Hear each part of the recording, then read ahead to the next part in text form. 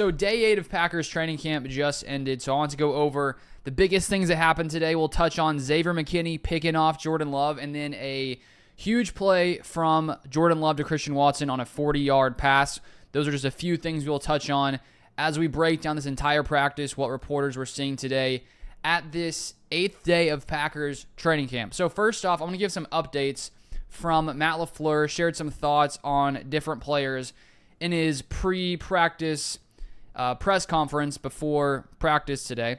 So first off, he had some high praise for linebacker Eric Wilson, who has been out there with the ones a lot throughout training camp. Said he's a pro. He called him a leader, and so that's interesting to know. It sounds like Wilson has really taken some strides forward as a linebacker. Then he had some high praise as well for Devontae Wyatt. Said he's in the best shape he's ever been in, and he expects him to take a leap. And so that's pretty exciting. We've seen what Devontae Wyatt can do as a pass rusher. And in this new Jeff Hafley defense, it sounds like he may take his game to another level. He also had high praise for Grant Dubose, wide receiver brought in last year who dealt with some injuries. He's been making a lot of plays and made a lot of plays today. And then finally, LaFleur said that Tucker Kraft is getting close to returning to practice after dealing with a pec injury he suffered earlier this offseason. So that is solid news. First off now from these reporters, Wes Hodgwitz says Jordan Morgan starts at right guard with ones in walkthrough. Anthony Johnson Jr. at safety. So it looks like Jordan Morgan may be really coming to hold down this right guard spot. Earlier in training camp, Sean Ryan was starting there, and then Morgan was coming in second. But the past 2 days, Morgan has started at right guard, and so that may be where he starts this year and who the Packers decide to go with at right guard. And then they continue to sub in different players at safety alongside Xavier McKinney, today being Anthony Johnson Jr. They've done a lot of Javon Bullard and Evan Williams as well. Then Ryan Wood says Packers cornerback Carrington Valentine not practicing today because of a hamstring injury. And hamstring injuries are never great to hear about because sometimes those can continue throughout the season to be nagging injuries. We saw last year with Christian Watson. So let's hope it's not too serious with Carrington Valentine. Then Mike Spofford said if there's been any separation amongst Evan Williams, Anthony Johnson Jr., and Javon Bullard in the Packers safety battle, it's been hard to find thus far. All vying to start alongside Xavier McKinney, and all have had their moments. So it looks like, as Spofford said, that these guys are pretty close to each other when it comes to this competition. And I think the fact that they continue to switch out who's starting next to McKinney shows that these guys are pretty close, because you would assume, let's say if Javon Bullard was playing as the best safety outside of McKinney, and that was obvious, I think he would be playing with the ones consistently. So I don't think there's a reason to worry with Bullard being a second-round pick, because sometimes it does take rookies time to develop and grow. And so who knows, maybe he eventually gets that starting job, but Williams and Anthony Johnson Jr. are really competing there. Then Wes Hodgwitz is a hamstring for Valentine, and then also Donovan Jennings' knee also is not practicing. Then another from Wes Hodgwitz. Rashawn Gary with a dominant rep against Telford, who came back with good reps versus Cox Jr. Jordan Morgan was competitive against Wyatt. Ryan had good rep versus Bull Rush from Brooks. And Egbare had a nice speed rush versus Tenuta and celebrated with defensive line. So when you hear, Devontae Wyatt going up against Jordan Morgan, that's no easy task, especially when it comes to Wyatt's ability to rush the passer. And so that's what you want to see from your first-round pick on the offensive line in Jordan Morgan. Then from Andy Herman, here are the starters and the team reps. We got Jordan Love at quarterback, Josh Jacobs running back, Wicks, Reed, and Watson at receiver. Not Romeo Doubs starting today, but he was doing some nice things in the one-on-ones, which we'll see in a second. But the Packers have so many receiver weapons, they can, pretty much switch them in and out. Then Luke Musgrave, tight end. Offensive line, same as yesterday. Rasheed Walker, left tackle. Elton Jenkins, left guard. Josh Meyer, center. Jordan Morgan, right guard. Kadeem Telford, right tackle. And Telford continues to hold that right tackle spot as Zach Tom still has not yet returned fully from the pec injury. But Matt LaFleur had said a few days ago he probably will. I believe he said after family night, so we'll keep an eye on that. And then defensive starters, Rashawn Gary, TJ Slayton, Kenny Clark, Preston Smith. At linebacker, we have McDuffie and Quay. And so this is the nickel defense. And then Jair, Nixon, Stokes at corner. Anthony Johnson Jr. and McKinney at safety. So Edgerrin Cooper also not starting with the ones. Same with Javon Bullard. So these 2 second-round picks who I thought maybe would be pushing themselves into the starting spots at this point in camp have not been doing that. And so that means that McDuffie seems to be ahead of Edgerrin Cooper. Also, Eric Wilson and Quay Walker both seem to be ahead of Edgerrin Cooper. So I'm not sure what's going on there. It may just be the fact that he's a rookie and he's taking some time to develop, where McDuffie has more experience. Eric Wilson also has more experience. So we'll see if Cooper ever pushes himself into being the consistent starter, but so far it's not happening. And then Ryan Wood says, Jordan Morgan certainly looks the part in 1v1. Beat Devontae Wyatt in 2 of 3 reps. Also won his only rep against TJ Slayton. Morgan's ability to adapt and mirror is uncanny. Comes from good feet. The book on him when Packers drafted him in the first round. So we already talked a little bit about Morgan versus Wyatt, but also a good rep versus TJ Slayton. Then Andy Herman says this. First play in team, Slayton disrupts an easy run stop for the defense. Second play, Love to Wicks in stride over the middle for a nice pickup. McDuffie has been a run-stopping machine all over a Dillon run. And I think when we look at McDuffie in the past, the past season or so, that's been one of his strong suits, is his ability to stop the run. He's always played pretty fast, aggressive, physical. And so there's no surprise there that he's doing that right now with more opportunity, with Devondre Campbell, of course, leaving Green Bay this offseason. Then Matt Schneidman says, plenty more one-on-one notes coming in today's story, but Romeo Doubs beat Jair Alexander twice again today, and the first time was clean. Jaden Reed also looked good against Keyshawn Nixon. Love hit him for a deep touchdown down the left side after Reed got good separation. And I talked about it yesterday when it comes to Romeo Doubs. I wouldn't be surprised if he ends up being the wide receiver with the most yards. I think that all these guys have a chance. That I think they're pretty close to each other.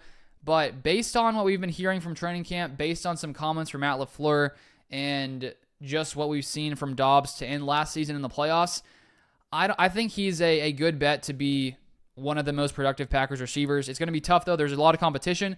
But Romeo, I do think he's the most trustworthy target among these Packers receivers when it comes to Love. That's just my thought. Then Andy Herman. Love gets good protection off play action and tries to fire over the middle to Watson, but he was covered very well and it's incomplete. Had Dillon wide open on a swing pass. Carl Brooks jumps off sides on a Love hard count. Love throws outside to Melton, but Ballantyne with great coverage, incomplete.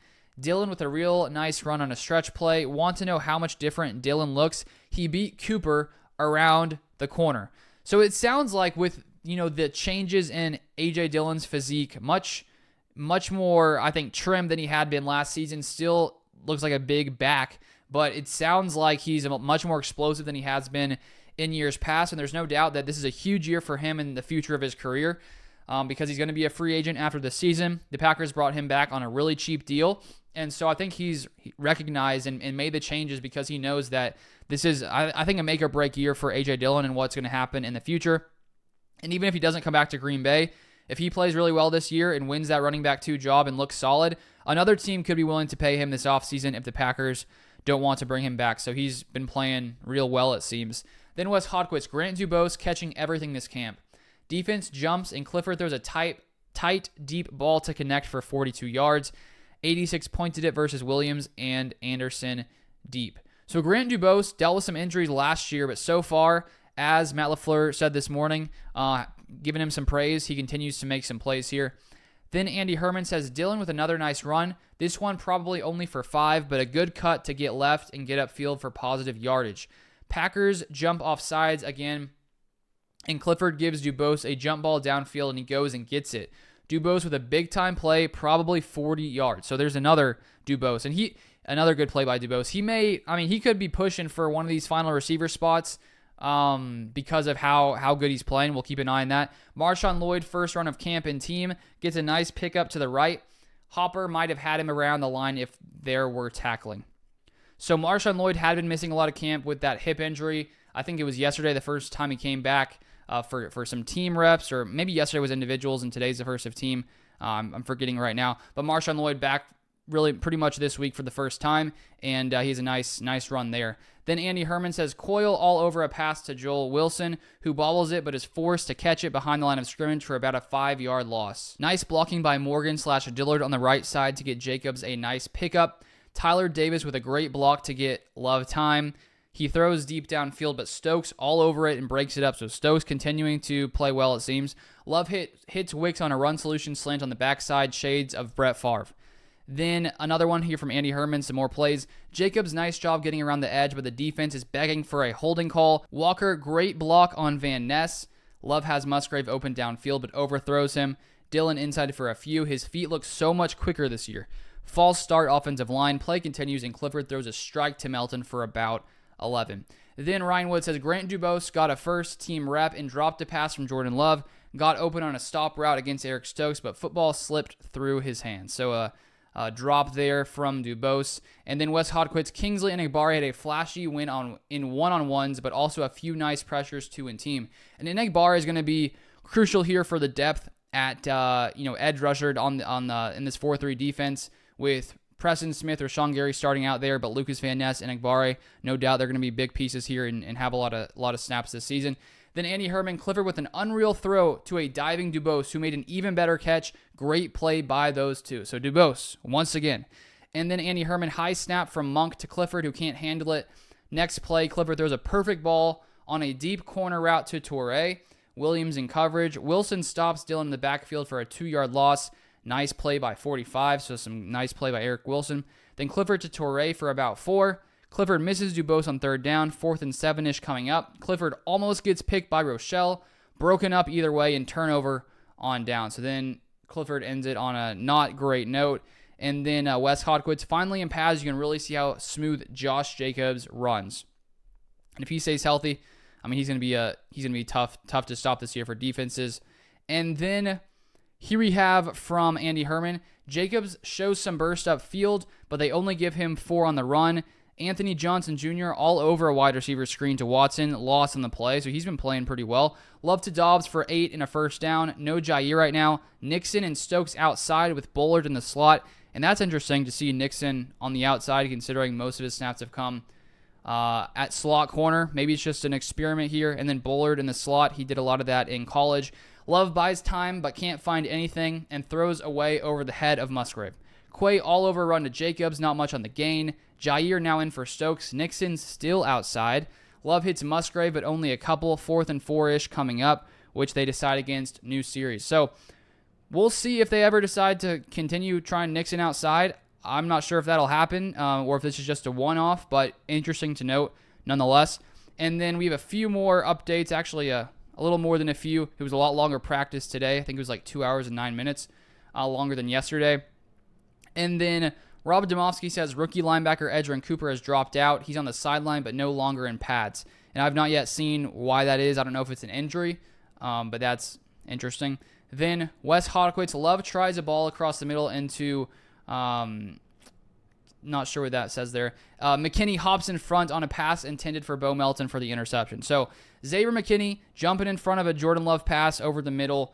And I think that when you look at this Packers defense, one of their weak spots last year was their ability to force interceptions. They only had 7 last year, which was the second worst in the NFL. And so I honestly think that with the style of defense that Jeff Hafley calls and Xavier McKinney now here at safety, I honestly think that Packers could double their interception number from last year, which would put them at 14, which would still have them, if you could look at last year's stats, around middle of the pack in the NFL. So even 14 is pretty average. So the Packers were real bad in that area last year. But I think this aggressive defense, we're going to see a lot more of that. And so that's good to note, even though you don't want to see Jordan Love throwing picks over the middle. But sometimes it happens.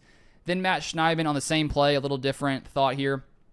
Jordan Love throws it right to Xavier McKinney over the middle during move the ball period. And McKinney holds on to the interception a day after dropping an easy one. Looked like McKinney fumbled as he got up, and the offense recovered, though. So, not a great end to it, but luckily it's just practice. But hopefully he can, keep that ball tight when it comes to the regular season. Andy Herman, Quay Walker shows off his ridiculous speed on a screen to the outside to Jacobs. Quay all over it for no gain. Now a swing to Jacobs outside, and Bullard is all over it for a loss. So there's some positive play by Javon Bullard. This defense flies, which is what I'm excited about this defense, their aggressiveness, their speed. It sounds like they're going to be much quicker and much more aggressive than under Joe Barry last year. Love deep down the field for about 40 to Watson. Hits him in stride. Nixon as outside cornerback in coverage. So if Watson can stay healthy, we're going to see so much more of these big, massive gains by Christian Watson, which really just helps open up this Packers offense, makes the defense really have to account for Watson and his speed, which does transform what this Packers offense can do. And so it's always nice to hear about those big plays being completed to Christian Watson. And then Rob Domofsky, seems like every day since Jordan Love has been back, he's hit Christian Watson on a deep ball, just connected for 40+. It's the same play, but they seem to be building that chemistry more and more. Then we have here Ryan Wood. Jordan Love comes back on next third down to drop dime to open Dontavian Wicks on deep corner for about 40 yards, but Wicks drops it off his fingertips. So Wicks with a drop there. Wes Hodkins, Carl Brooks opens numbers 2s with a sack. I've seen a lot of positive reports here of what Carl Brooks has been doing. Then Wes Hodkins Love scrambles for 22 on 3rd and 10. And then connects with Wicks for 11-yard touchdown in back of end zone. So Wicks drops it, but then comes back and makes a nice play. And that's all you can ask for these players when they make a mistake, to forget about it and then come through on the next play. And then from Matt Schneidman, he sort of recaps a little this as well. Down 7 with 1:40 left and no timeouts on their own 35. Starting offense marches down for a touchdown and successful 2-point conversion. Love to Wicks on both. Favorable 4th down call earlier in drive when McDuffie might have stuffed Jacobs, but offense stayed on and capitalized. Then the final one here, Rob Domofsky, practice number 8 goes the longest so far at 2 hours and 8 minutes. Ends with a successful 2-minute drive by Love, who scrambled for 22 and then hit Wicks for an 11-yard touchdown. Was a no-kicking day, so they went for 2, and Love hit Wicks again for a 29-28 win. And so the common theme among these training camps seems to be just, I think, the play of this defense and the difference from what we've seen in years past when it comes to the speed and aggressiveness. And I think that this is going to be one of the biggest keys of the Packers getting even farther in the playoffs, is how good is this defense going to be? Can they really take that next step forward and be one of the reasons the Packers can find that success late in the season? Because in all of Aaron Rodgers' years in Green Bay, he never really had top-tier defenses outside of really when he won the Super Bowl, in 2010. And so if this Packers defense can be one of the best in the league, I mean, this Packers team is going to be so much better in 2024. And then Jordan Love seems to be playing pretty solid. He's had a few interceptions here and there, but I think in training camp, you're trying to try things out and take some risks maybe you wouldn't take in games to see sort of where you can get better. And so I'm not too worried about any of these interceptions, really. Of course, if it became a theme, then you're worried, but Love seems to be playing pretty well overall. So those are my thoughts for today. You want more Packers content? Feel free to subscribe. You can also follow me on Twitter, LukeBeller3. I also have a second NFL channel where I've been putting out about 2 videos per weekday. So you can subscribe to that down below at Sideline Scoop NFL.